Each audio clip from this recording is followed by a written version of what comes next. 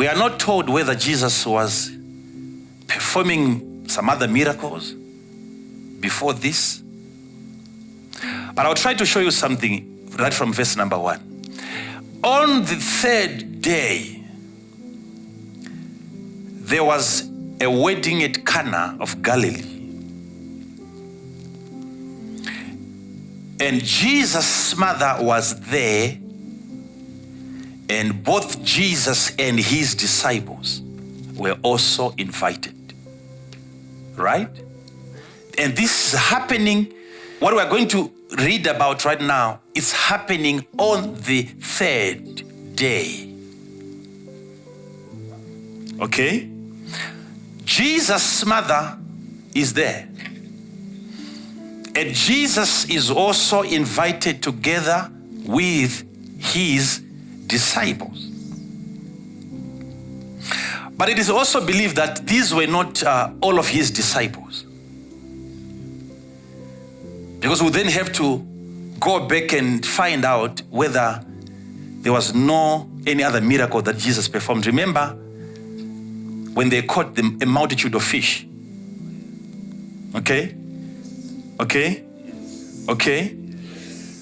Now, for this miracle to be the first miracle, it means there were certain disciples that were not yet here, yet to be called.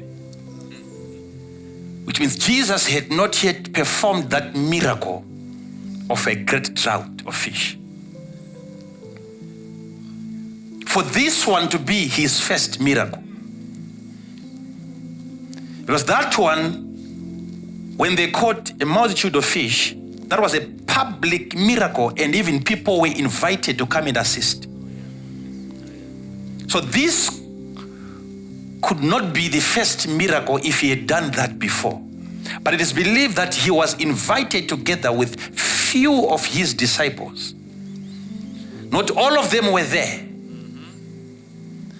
And this actually can confirm, because you don't find this story about this wedding and Jesus being invited in any of the Gospels.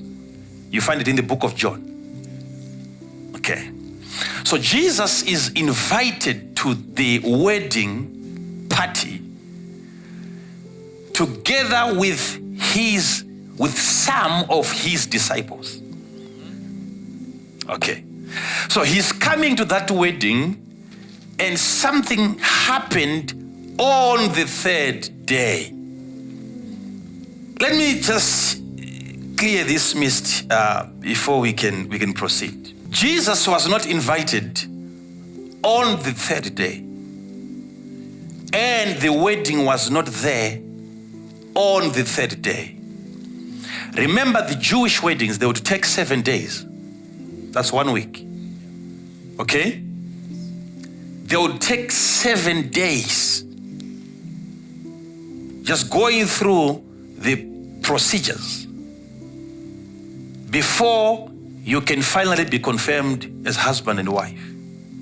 7 days. And that is why also we believe that rapture has to take place before the 7 years of tribulation, so that we can go into the process of the marriage, into the process of the wedding, for those 7 years in heaven, and the lesser tribulation and the greater tribulation is taking place down here. It's not like Jesus is going to be copying what you are doing here, but you are actually copying what is on the other side. So Jesus is coming because he has also been invited to that wedding. And at the middle of the ceremony, 3 days into the wedding, the wine just ran dry. They ran out of wine.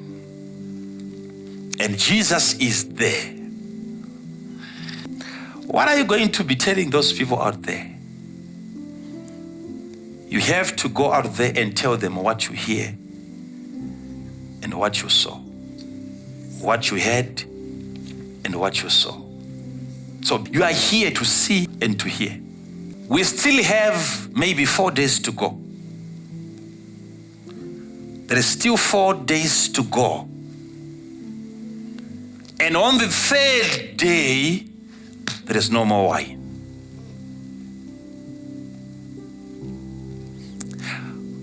What could have been the main reason why Jesus responded in a positive way to that invitation?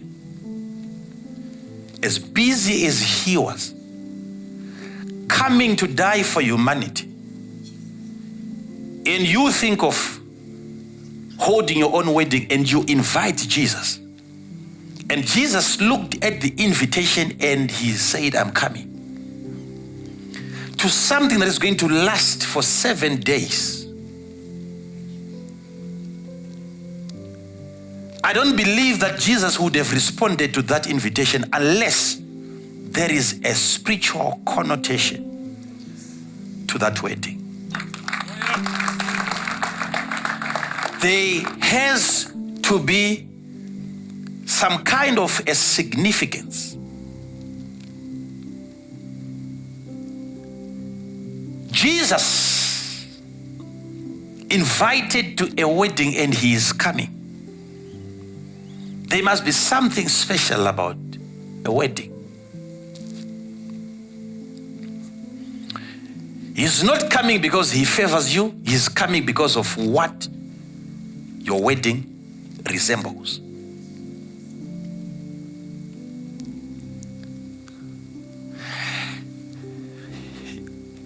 Let me tell you something.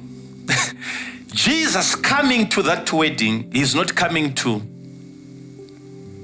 just have a look at what you're doing there.